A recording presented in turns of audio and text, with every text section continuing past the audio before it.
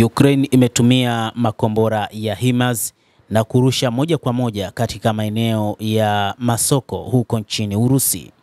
Jeshi la Ukraine limerusha roketi mbili za HIMARS moja kwa moja katika soko katika mji wa Velik Kopani katika mkoa wa Kherson, miongoni mwa mikoa ya Urusi ambayo zamani yalikuwa sehemu ya Ukraine, na hii ilikuwa ni siku ya Jumapili.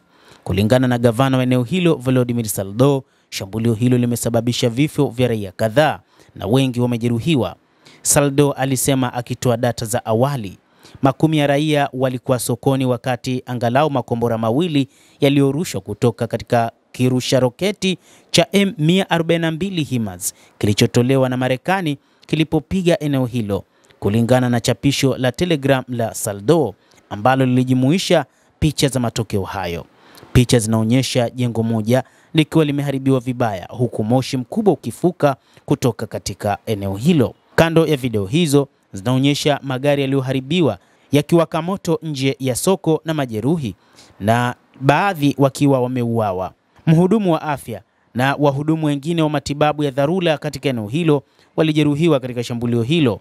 Takribani raia 7 walijeruhiwa katika shambulio hilo huku mmoja akijeruhiwa, shirika la habari la wizara liliambia shirika la habari la TASS.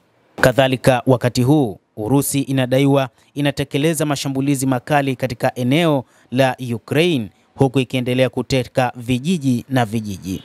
Urusi imesema imekiteka kijiji kingine katika eneo la mashariki mwa Ukraine wakati majeshi yake yakisonga mbele kuelekea katika katikati mwa mkoa wa Dnipropetrovsk. Wizara ya Ulinzi ya Urusi imesema katika mkutano na waandishi wa habari kuwa kijiji kilichokamatwa ni cha Nopil kilicho kilomita 50 magharibi mwa mji wa Donetsk wa Ukraine unaodhibitiwa pia na Urusi.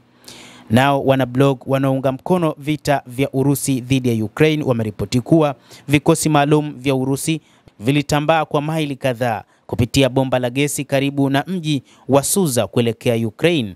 Ni katika jaribio la kufanya mashambulizi ya ghafla ya kuwaondoa wanajeshi wa Ukraine magharibi mwa mkoa wa Kursk.